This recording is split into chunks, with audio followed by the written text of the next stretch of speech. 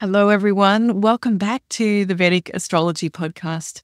My name is Fiona Marks, and it is time once again to have a look at the transit of the sun as an invitation for us to learn a little bit about each Rashi. So this is something that we've been doing all year. And today we have a chance to think about, as the sun transits through Scorpio, what we might be able to understand and learn more deeply.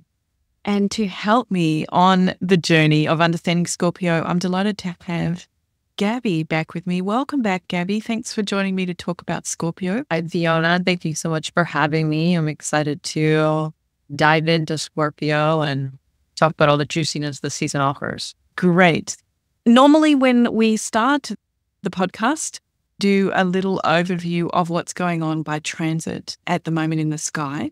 But this can cause some confusion between sidereal and tropical, and we really don't need it in order to understand Scorpio. We don't need to know exactly what's going on with everything else in the sky. So if you would like to catch up on transits, I'm now doing that on Patreon every 2 weeks on Saturday for an hour. Small group of us are getting together and just looking at what's going on in those 14 days by transit, and where we have time, pulling up anybody's chart and seeing how that's impacting uniquely onto people. So if you normally listen to the podcast to get an update on the transits, hop on over to Patreon at Fiona Marks, and that's where we will do transits. But today what we're going to concentrate on is understanding a little bit more about Scorpio. And Gabi, you have put together a workbook to help understand the qualities of Scorpio and how they might impact on people. Can you tell us a little bit about your Scorpio workbook? The Scorpio workbook goes into major themes of Scorpio season, what to expect, what the archetype of Scorpio might feel like using the different qualities that are associated with Scorpio.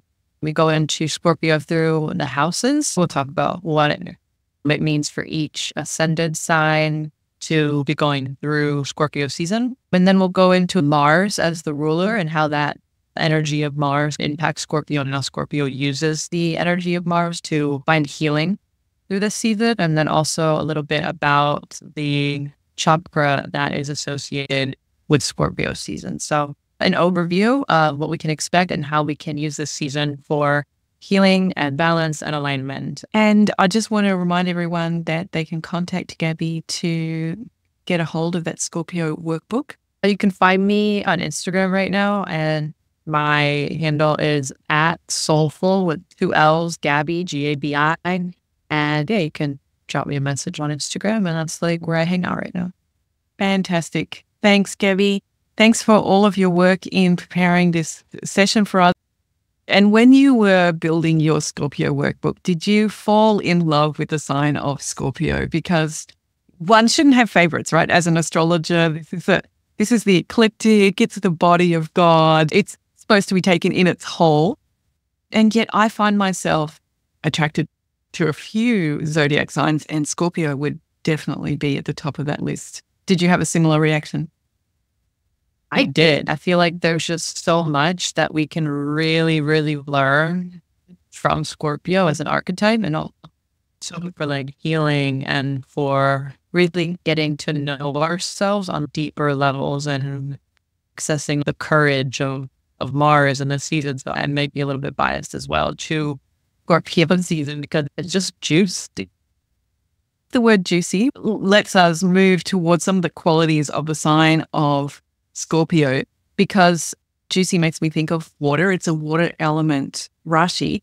What are some of the other qualities associated with Scorpio? So Scorpio is going to be a feminine sign. So when we have a feminine sign, it's going to be a more internalized energy that's receptive. So you can think of Scorpio as a season where we kind of go inward. And because the water sign, we're kind of going inward towards our emotions and to really finding the depth of our emotions. There's also a fixed sign as well. So this gives Scorpio that patience and that endurance to go within and really get to know ourselves and our emotions on this more deeper level. These are the things that make it so fascinating for astrologers, maybe because it's the natural 8th sign of the zodiac, and that number 8 is often associated with the occult and with hidden knowledge, things that are not available on the surface. Maybe that's why you and I as astrologers want to dive in and spend more time with Scorpio.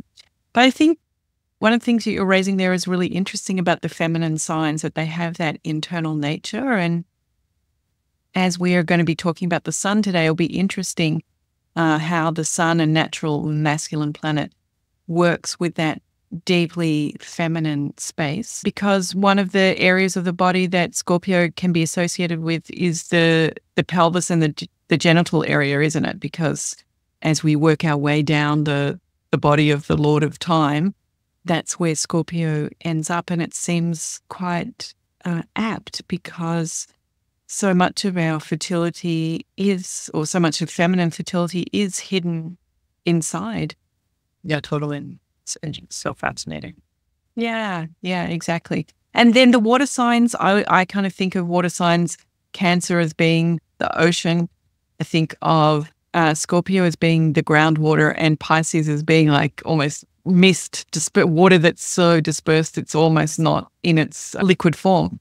So if we bring that then to Scorpio and the idea of groundwater and deep, dark water that is underneath our feet all the time, but we don't have an awareness of it, but all of these different layers of different textures of gravel and rocks and soil, and water is finding its way to flow through all there because trees and everything access that water to grow. So it's a really integral part of the planet, but not something that we visibly are aware of most of the time. And that reminds me of Scorpio in that way, that it is a water sign, which means it does have that moksha kind of energy, but it's the moksha that is accessed from deep within, from going to explore the things that are not visible on the surface. For me, that reminds me of, like Scorpio is represented by a scorpion, and they live in these dark holes and kind of by themselves. And like how we relate that to the ocean is, there's so much of the ocean that we haven't even explored, and that just at any sunlight that's actually hidden from the sun. And so Scorpio reminds me of that, the depth in the ocean that hasn't been explored yet, that is not seen, and that has all this life that we don't even really understand because we don't even have the capacity right now to, go that deep. With Scorpio, internally, we do have the capacity to go that deep. What you're saying is exactly right, that we do have the capacity to do that. But as you already said, it takes courage. One has to be an explorer, and Mars as the engineer, the problem solver, is uniquely placed to tackle that challenge of going to such a deep and different environment. If we think of those very profound layers of the ocean, that the amount of pressure that animals are experiencing, the lack of sunlight, the lack of oxygen, and yet they're teeming with life that looks like aliens to us if we ever do come across those kind of strange creatures. Then that also brings up for me something that you're saying there about Scorpio and Scorpions kind of being self-sufficient, that it's a place of surviving maybe on the minimal and just knowing that one can rely on oneself to survive, and only oneself. Whether it's with Scorpions actually being the prey of many other animals and being quite small, like we think of them as maybe being threatening. And I think that's what Scorpions want us to think, is that they're threatening. But they're actually not that big, and they're a delicious treat for various animals. So they have this sense of threat, perhaps, and so do these animals deep in the ocean, that they really have to be self-sufficient because they're not getting a lot of support from sunlight and the other things that we take for granted.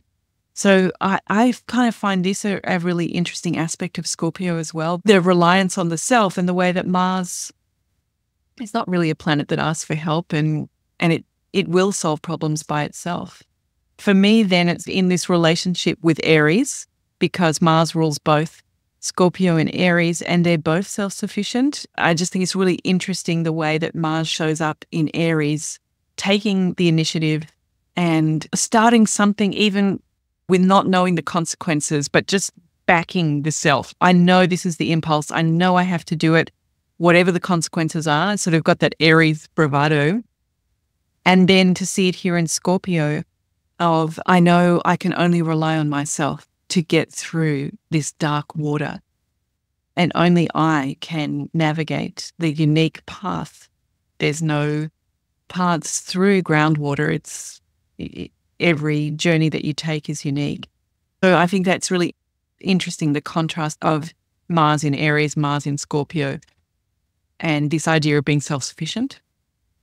I love that. And I think Scorpio really helps us develop that deep trust and security and safety within ourselves. But how I did like to think about Scorpio too is we have to deal with the darkness. We have to deal with the depths so we can really feel that safety and be able to hold ourselves. You know, like you're saying, at the end of the day, we need to be that self-reliance. We need to have that within ourselves. And that really requires us to feel safe and secure within ourselves and all parts of ourselves. And then it contrasts beautifully with its dichotomy partner. On the other side of the zodiac is Taurus, an earth sign with the cow that just provides milk and wants to nourish us and provide comfort and support, is a big contrast to the self-reliance and maybe sense of vulnerability that Scorpio has.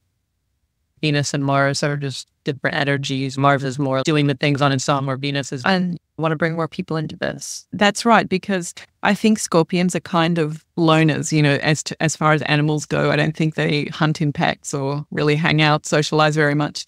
That's in contrast to Taurus, which is cows, and cows are always hanging out together. And so then I think that a challenge then for Scorpio is to trust and come out into the openness, isn't it? Like Scorpio is kind of built for that deep dive into that scary, uncharted space. That quote from Jung, the treasure you seek is inside the cave that you're afraid to go into. And Mars in Scorpio is uniquely built to go into the cave that we're afraid to go into. So that's fantastic.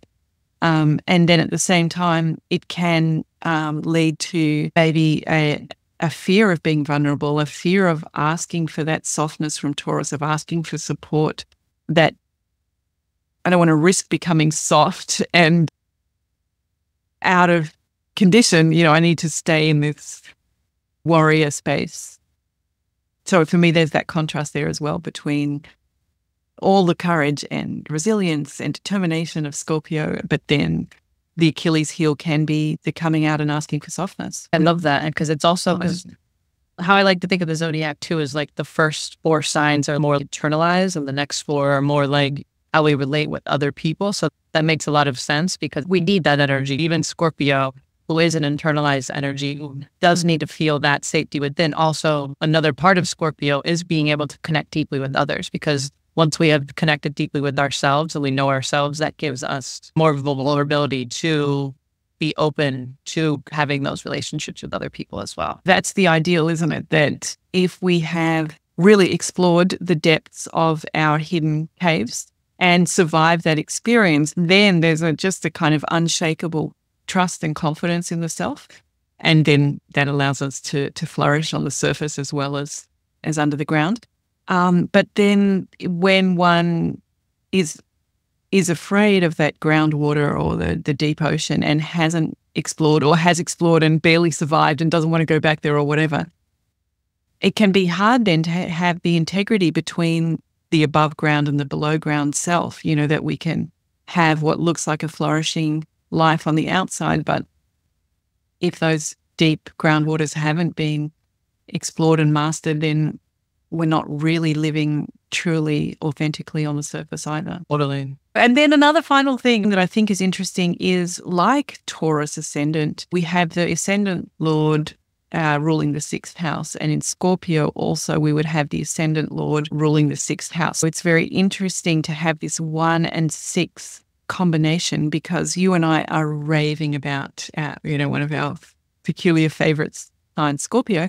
But perhaps one of the out of balance or challenging aspects of Scorpio can be an intensity about burrowing and finding out and digging into things and maybe not feeling satisfied about anything, perhaps going into the world of conspiracy theories or the world of rabbit holes.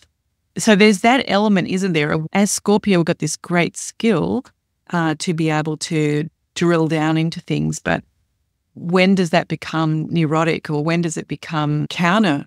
And then I think that also has to do a lot with like the fixed nature of Scorpio, getting fixated on, whatever the rabbit hole is, or, whatever issue or problem is coming up with that sixth house, that 1 in 6 combination is something to be aware of with Scorpio season, is because it is a fixed sign. There's a lot of positive qualities to having that also, like the patience, the endurance to do that. But then also the shadow side could be that tunnel vision and not being able to see other opportunities or other ways to move forward and being fixated on that. Exactly. And it's really interesting to think about the sun. So maybe we can transition our exploration of Scorpio now to talk about the sun and how the sun does match with Scorpio and how it doesn't match with Scorpio, because the sun is exalted in Aries, the other Mars sign. So it's obviously exalted by Mars. So this is one thing that they have in common. But what are some of the other ways that the sun either resonates with Scorpio or is dissonant with Scorpio? I think the rulership of Mars really helps the sun feel comfortable in Scorpio in some ways. And it maybe can help because the sun, which is that fire and that vitality, and then you have Scorpio, which is a watery sign. I think that there could be a little bit more balance there. And what do you think about the masculine, feminine match? The sun having masculine energy, Scorpio having feminine energy. How do you think is a good way to make the most of that? From like a masculine standpoint, you have that inspiration to go inward and to like be more receptive, to have the courage, I guess, to look within. That's the beautiful part about Scorpio season, is naturally maybe we feel inspired or we feel drawn to maybe look at things that maybe we weren't able to look at before. So that's how I can see like that masculine, that feminine kind of like coming together to find more, I guess, peace or harmony within. And do you think one should be concerned about the fire energy in a water sign? Do you think there's kind of that potential for frustration, getting all hot and steamy under the collar? Is there a bit of a clash there between the water and the fire? That's really interesting, because I think in Western astrology, yes, there is. But in Vedic astrology, the water and the fire are kind of, like Jupiter owns water and fire. Mars owns water and fire. So there's a cohesion. You can have that fire, you can have those emotions, but maybe it's not going to go as far as it would in Aries, because Aries is just going to maybe multiply. Whereas maybe you're going to have that burst, you're going to have that, that dramatic, whatever feeling it is, but it's that's it, it's not going to spread. So that's kind of how I think about those two elements. And that's why I think that they're actually, because you can have fire on the water, if there's a crash or something, things can burn, but they're not going to, they're not going to, get out of control. So that's kind of how I like to think about the fire and the water meshing together, is it actually is, it's a healthy amount of fire, because it's not going to destroy anything. I feel like there's some clue for us there with the sun being exalted in Aries. Lets us know that if we are taking a deep dive into the natural 8th sign, so we are going potentially down the rabbit holes, that exaltation of the sun in Aries reminds us to keep the focus on real obstacles and things that we have to deal with. Use this deep investigative energy to address the daily routine, to address nutrition, to address our health, preventing Mars from, getting latched onto maybe an intellectual exploration of all the knowledge that could ever be found, might lead to a dissipation of energy, and that something about the sun being exalted in Scorpio's natural 6th position is helping us keep whatever we're discovering. It's for the purpose of our daily approach to life and our service to life. And our overall health. Sometimes, with Aries, you can be so focused on maybe the body versus taking a more holistic approach in mind, body, emotions, soul, spiritual really reminding yourself that health is more than just your body or, your intellect. It's, having a more holistic approach. Mm-hmm. Well, we are speaking about Aries, so it seems to me like it might be time to jump in and take the opportunity to discuss each ascendant. So as you're listening along, all you need to know is what ascendant you are. So where is your rising sign? You can find that out on any number of platforms on the internet. And then Gabi and I are going to talk about for each ascendant what house that would be and how maybe Scorpio could influence that. But really, this is not for the purpose of making predictions, and we certainly can't say for all of the millions of people who happen to be a Scorpio Ascendant or a Capricorn Ascendant that this is what's going to happen to you in this particular month. It's not for the purpose of predicting. But if we connect with that solar energy, what context is Scorpio providing that we might be able to understand it more deeply? So with that in mind, let's talk about Aries Ascendant. The sun is naturally the fifth lord because Leo rules the fifth house for all Aries Ascendants. So for Aries Ascendants, in order to connect with the sun, we might like to think about the fifth house of children, of our creativity, of our investments, and just improving life in general, and also of mantras and even our intellect. So the fifth house is, really fascinating house. So the sun rules the fifth house for an Aries Ascendant. And what house is it transiting through when it's in Scorpio? It's going to be transiting through the eighth house for Scorpio Ascendant. So it's be about hidden emotions or deep analysis, could be sudden changes in things that you were talking about within house, creativity, self-expression, children, things like that. I think understanding Scorpio, and we're an Aries Ascendant, and we're going to tap into this deep, feminine, intuitive water sign. I do think it's an invitation to increase our mantra practice. Maybe there's a particular mantra that you would like to do for this month as a way to connect with the sun and Scorpio, or just meditation in general, I think goes really nicely. And then if you do have children, this might be also a chance to see what they're experiencing. So it could be your physical children, but maybe your creative output is your children. So take that in the way that works for you. But maybe being open that for those children, is it going to be a time of change or unexpected things or turbulence? And as a parent to those children, whether it's a creative work or a children, is this a time to sort of hold that feminine space if we can as a parent and just allow it to be okay that things are changing with our children, and that, everybody needs a chance to go into the deep dive of Scorpio and see what's there. So if it is our children or creative output that are going through some kind of transformation, astrology helps us to just honor that fixed female water sign. And what about for Taurus Ascendant? Let's ground ourselves for Taurus Ascendant. For Taurus Ascendants is their fourth lord. And the fourth lord is our heart faith and our home. It's our inner sanctuary, that place of contentment inside the self where no matter what's going on, there's a home inside the self.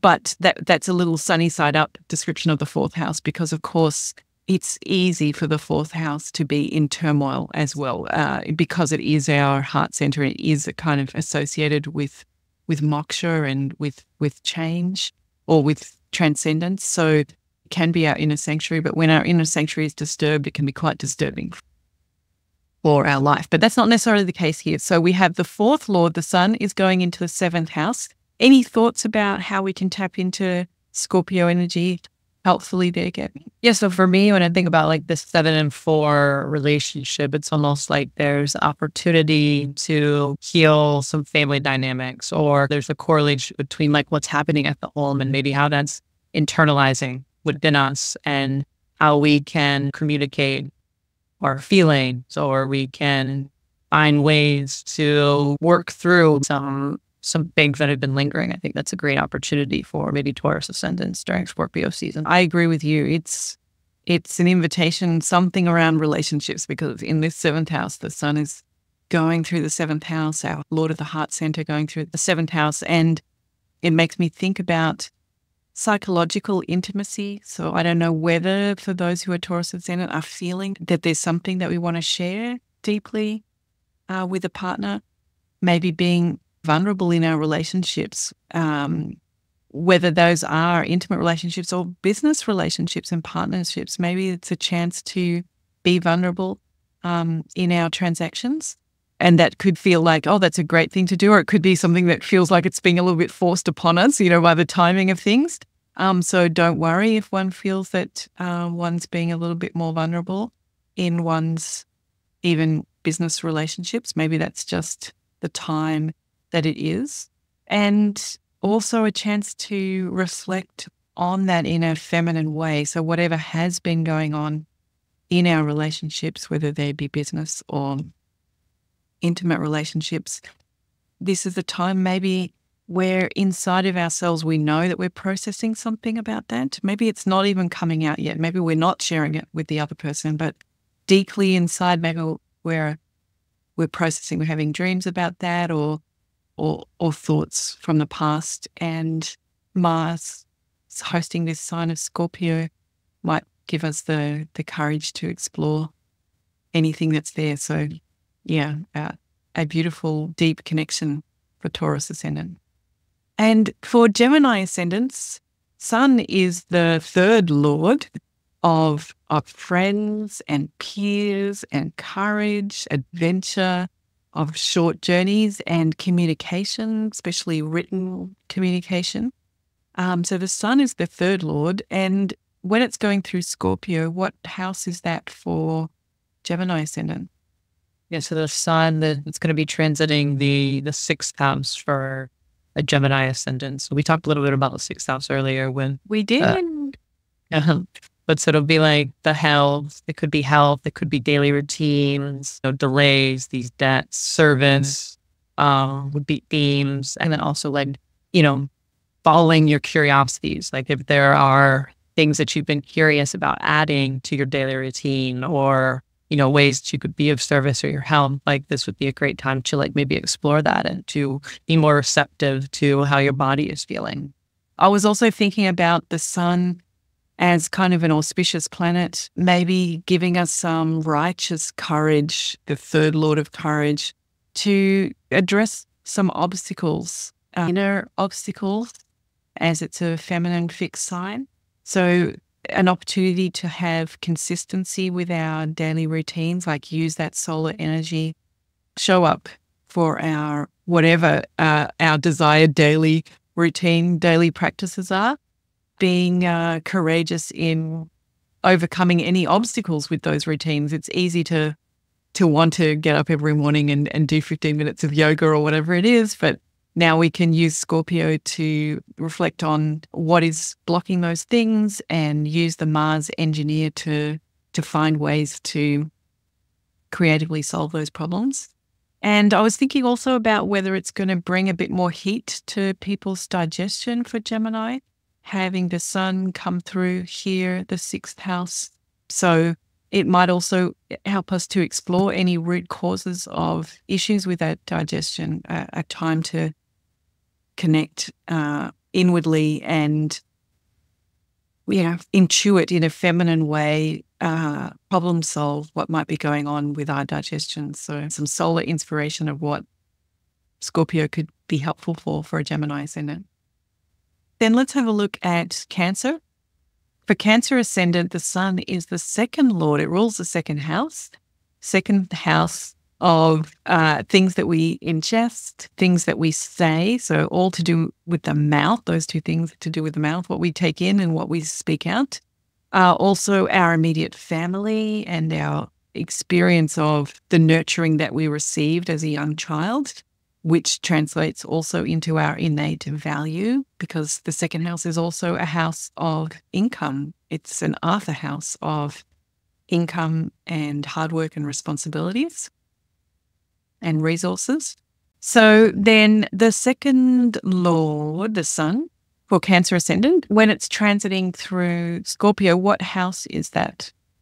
So it's going to be of the 10th house per Cancer Ascendant. So 10th house could represent our creativity, our self-expression, maybe some romance, even children. And so there's this combination between 5 and 2. So when I think about this, it's really about passion behind our expression or our creativity, or even our children, and tying in our creativity and our self-expression to like feelings of worthiness and security within and feeling confident, that kind of solar quality to feel secure and confident in our expression. That would be a really nice way to tap into the opportunity that Scorpio is offering and a chance for us to understand Scorpio a bit more deeply as a Cancer Ascendant.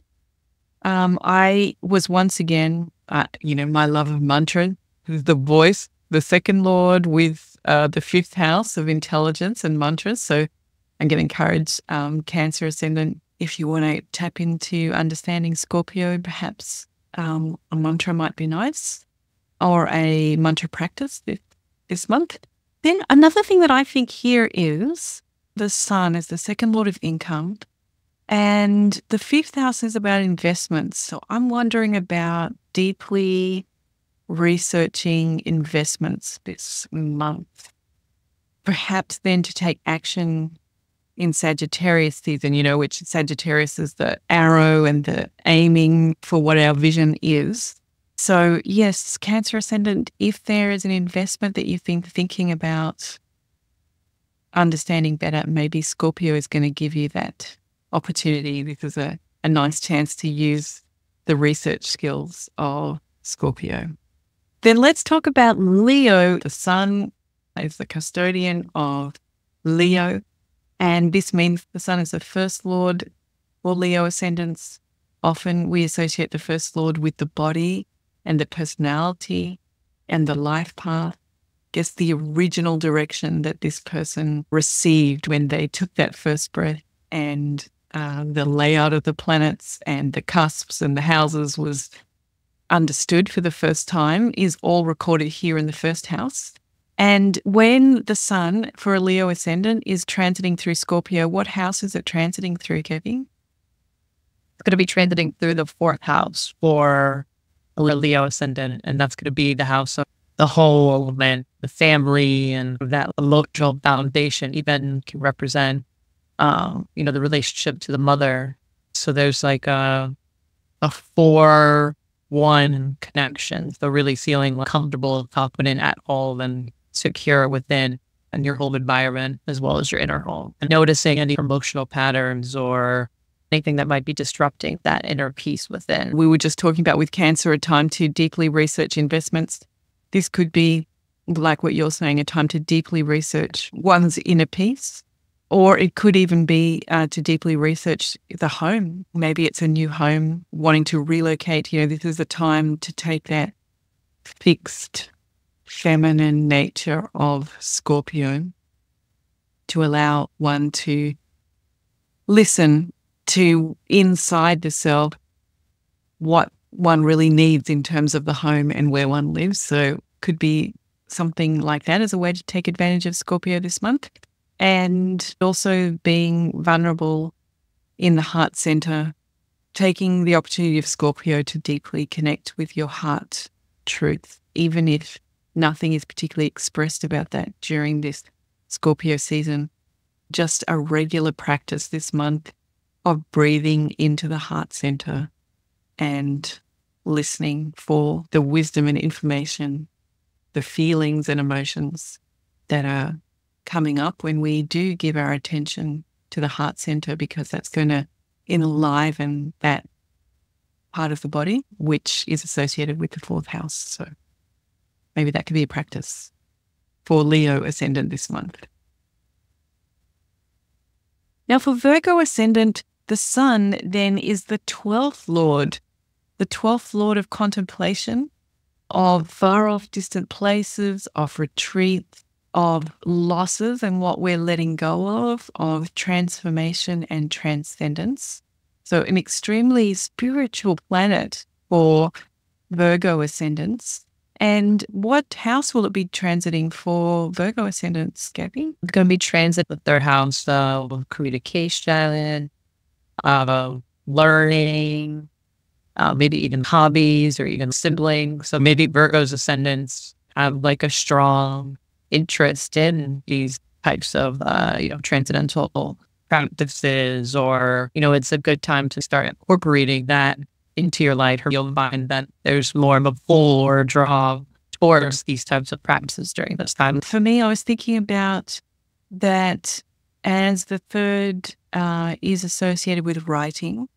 Maybe this is a good month for diary writing, for having a practice of reflecting and contemplating, but putting that in the written word might be a nice way to access the wisdom that Scorpio, the host of this period of time, might give. Now that brings us to Libra Ascendant, which was what you and I talked about last month when we got together. So for Libra Ascendants, the Sun is the 11th Lord. It rules the 11th house of gains. The 11th house is the house that is the most upachaya. It grows consistently over life, gets better as life goes on.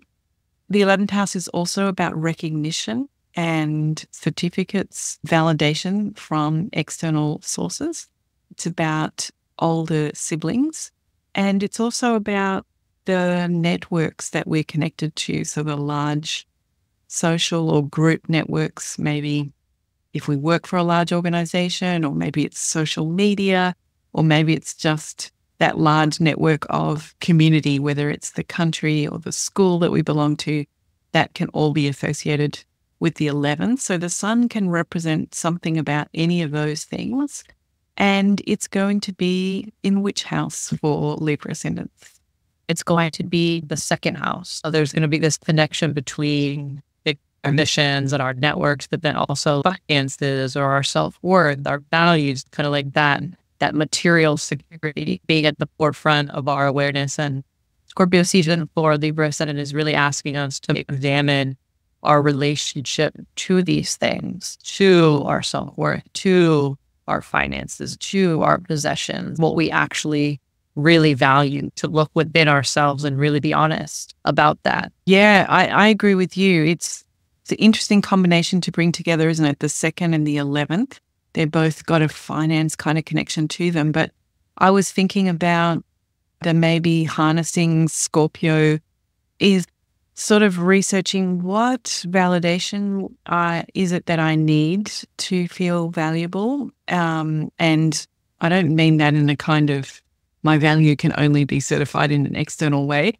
Hopefully not traveling down that sort of line, but more like, are there things that I need to do for my career or my living situation where I do need to get certified, which might be renewing your passport or driver's license, or maybe it is a qualification that it's time to take this month to think, do I need to commit to a new qualification?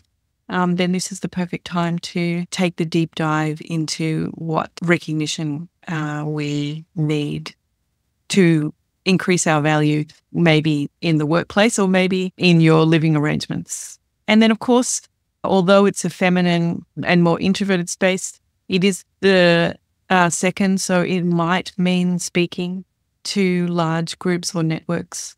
So if you are a Libra Ascendant and it does seem like that opportunity has come along to speak, maybe it'll be a chance to speak from the vulnerability of the self, from those deep places of the self. So Mars might give us the courage to do that. And then we come to the star attraction this month, which is Scorpio Ascendant. So for Scorpio Ascendant, the Sun rules the 10th house. Another reason why Scorpio is just such a fascinating sign and ascendant. The 10th is the highest place in the sky at the time of birth. So we often associate it with the way we're seen in the outside world. So that usually shows up in terms of career or perhaps fame, what we're known for, because it's what's visible, the most visible thing. It's the most activated angle in a person's chart. These are some of the indications of what the Sun might represent for a Scorpio Ascendant. And what house is it going to be transiting through, Gabi? So for Scorpio Ascendant, it'll be the first house. So it's going to be the house of, our personality, our identity, our self-awareness. And it ties in kind of that first house and that 10th house together. So for Scorpio Ascendant, a time to really explore and consider how you show up in the world. Personal growth or achievement or kind of like intertwined together for a Scorpio Ascendant, especially during this time, and, feeling confident in what you're doing and your achievements could be the theme for a Scorpio Ascendant. Each of the signs has their own challenges, don't they? And when that happens in a fixed feminine water sign, how does one work with that? Because it's easy to think about achievements, with something like Aries or Leo, when you have a fire sign that's, got that sort of spark. But when the richness of a Scorpio Ascendant that we call upon for our fame and recognition is coming from that inner fearlessness to be able to go to the depths of anything and everything. So yes, I also thought that this was a month to reflect on being one's own authority and what that truly means, allowing that to sink in, to embody that from the inside first during this month, maybe leading to starting your own business, kind of a really nice combination, 1 and 10. Maybe that's going to coming out into Sagittarius, where we got the vision of the fire sign coming up next month. So maybe that's something to reflect on as well. That brings us to Sagittarius Ascendant. The sun rules the 9th house, a trinal house, the 9th house of, in a way, it's of good fortune and sort of lucky things that happen because everything just fits and feels right. But the 9th house is also about our traditions and what we devote our life to. Can be about our parents as a unit together, can be considered the 9. And it's where we find purpose and meaning and our calling. So the 9th lord, in this case, the sun, for Sagittarius Ascendant, can be a very inspired planet because the sun and purpose and meaning go together really nicely. And this 9th lord for a Sagittarius Ascendant, the sun, what house is it going to be transiting when it goes through Scorpio? We're going to be tracing 12th house for a Sagittarius Ascendant, which is really interesting because, the 12th house is about spirituality or, the subconscious mind. Sometimes it can represent isolating yourself or even expenses. So it could be really interested in spirituality or in diving deep into different ways of learning, or even maybe new belief systems. Maybe there's some beliefs that you were attached to, but now during Scorpio season, there's new truths or hidden truths that are being revealed about, certain beliefs that you held. And a lot of faith though too, like with this 12-9 combination for Sagittarius. There's a lot about like having faith and kind of trusting the process. And there is that deeper sense of purpose that whatever comes out around, your spirituality or subconscious, then it really is for a deeper purpose. I love that, Gabi. There's nothing I can add to that. It's a very beautiful combination, the 9th and the 12th. And I agree with you. It's good to be open to, letting go. And that what truths are Scorpio going to help us tap into that might lead us to letting go of beliefs or traditions. So yes, I think it's a great time to take the opportunity to reflect on how our traditions are linked to our own enlightenment and making both of those meaningful, making our own cultural practices meaningful for us and making our own spiritual meditation, transcendent practices, how can they cross or synergistically support each other? So yeah, Scorpio is going to give the container for us to deeply reflect on all those things. Maybe expenses going towards these pursuits. Or towards higher education in general, just the 9th lord of higher education. Now we come to Capricorn Ascendant, and for Capricorn Ascendant, the sun is the 8th lord. The 8th lord is often associated with unexpected change. The 8th is a moksha number. So these unexpected changes and transformations are actually for our own enlightenment and being released from the illusion of material experience. Also, the eighth relates to other people's money and all things like that, inheritances and wills. And the eighth is also related to how we interact with conflict and what ends up happening through conflicts when we have the sun here associated with our approach to adversity. Then the sun is a very noble and auspicious planet, so could be working in our favor. So we have the eighth lord, and it is going to be transiting through which house? It's going to be transiting through the 11th house for a Capricorn Ascendant. So there's going to be those themes like social networks and our long-term goals and gains. So there's this connection between, 11 and 8, surrendering to something, bigger, like, bigger social networks, or, really understanding that everything is kind of happening for these long-term goals to kind of come into fruition, or to realize that there's deeper meaning behind these aspirations that you have. I love how you're bringing in aspirations as the 11th house. I don't think I mentioned that when we were talking before about the sun for Libra Ascendant. So always good to remember the 11th and aspirations. I think that this could mean some really deep research into esoteric topics, into astrology, into tarot, into whatever it is that you think helps explain what's really going on. So our spark of light from the sun might want to shed some light on those areas of knowledge that are sometimes cloaked in darkness. Or the only thing to keep in mind there is to keep that auspicious nature of the sun and bring the light for everybody's enlightenment. We don't want to get too sucked into the deep, dark rabbit holes that we talked about before. And then I think that there seems to be, like when we have 8 and 11 together, it always reminds me of other people's money and gains. Will there be a passing for you during this time? And will it have financial implications is something to keep open to. And I guess working that the other way around then would be, what is it that we can transform and let go of to increase our gains and aspirations? Might be a way to reflect in the Scorpio season. For Aquarius Ascendant, the sun is the 7th lord of the partner of that person, that reality that reflects you back all the way over on the other side of the ecliptic. Your ascendant sign was what was rising on the eastern horizon. The 7th was what was setting at the time of the birth. So there can be that constantly, that interest in the 7th, or sort of chasing what it was that was disappearing over the horizon. And it can relate to partners, but it could also relate to business and transactions, any exchanges that we have with other people.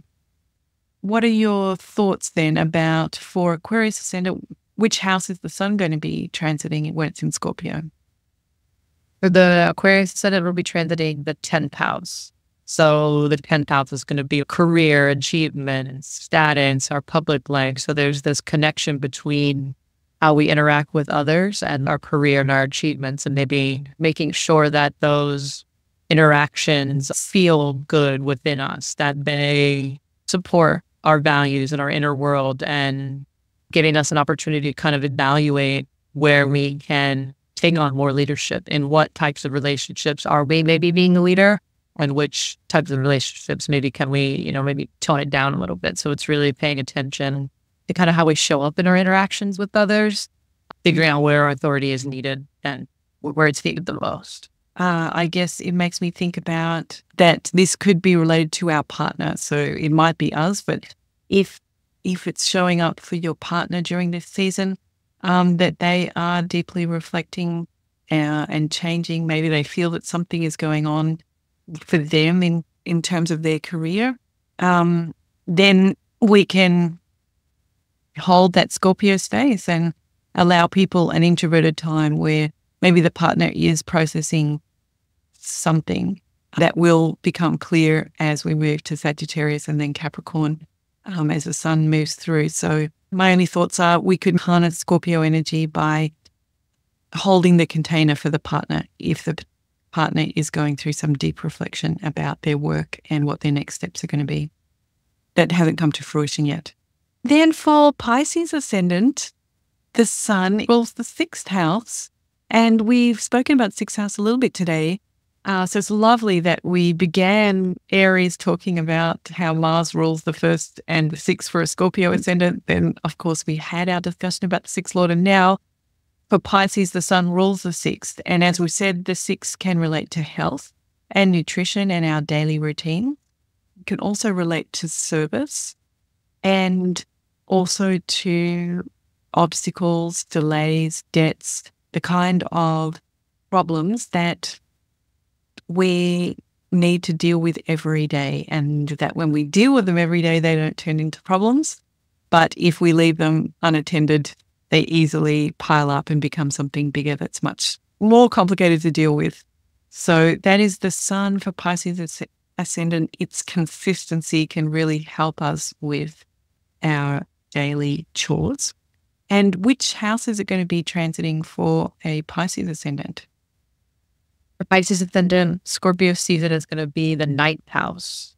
So it's going to relate a lot to purpose. I like to think of the ninth house as our purpose, our higher knowledge and wisdom, higher learning, even other cultures. So there's this connection between, our daily life and really wanting to learn and gain knowledge and gain, or, a spiritual, intellectual growth of some sort, utilizing Scorpio season to heal anything that is blocking our faith in something higher than ourselves. Scorpio's ability to allow us to go deep, to allow us to go silent, to explore the uncharted territory is maybe a chance for the sun to ask that question, how do I find meaning in those daily, more menial chores that we all have to do? Or maybe it's service, maybe it's the care of others. Maybe we look after a parent or children or our pets. How is that actually really our highest calling? And Scorpio is a nice quiet time to answer that question deeply. I like to think of the sixth house as acts of devotion almost, because we're finding divinity in the mundane of life. So it's like, how can we really be devoted to our daily life in that way? Beautiful. Well, that seems like a lovely note to end our discussion of how to learn about Scorpio via the sun's transit this Scorpio solar season. I think that there's just so much for every ascendant to learn and to grow through and to take in during this time, and to access that courage of Mars, to have that will and that determination to improve, ourselves on a deeper level, so we can ultimately relate to other people's and ourselves on a deeper level. Yes, we want to hear from you how Scorpio season was and what was your best way of tapping into understanding Scorpio better. And I just want to remind everyone that they can contact Gabi to get a hold of that Scorpio workbook. And how can people contact you, Gabi? You can find me on social media on Instagram right now, and my handle is @soulful with 2 L's, Gabi, Gabi. And you can drop me a message on Instagram, and that's where I hang out right now. Fantastic. Thanks, Gabi. Thanks for all of your work in preparing this session for us. It's a lot of fun to talk it over with another person. I really appreciate having your insights into Scorpio and having to have a chance to sit down with you and share ideas. And I hope that we'll get together again to talk about Sagittarius when the season moves around a little bit more. Yes, I would love that so much, Fiona. It's so much fun. Thank you so much for having me. You're welcome. Great. All right, everyone. Thanks for listening, and good luck with your Scorpio season, and see you again for Sagittarius season when it becomes time for that. Okay. Bye, everyone. Stay well.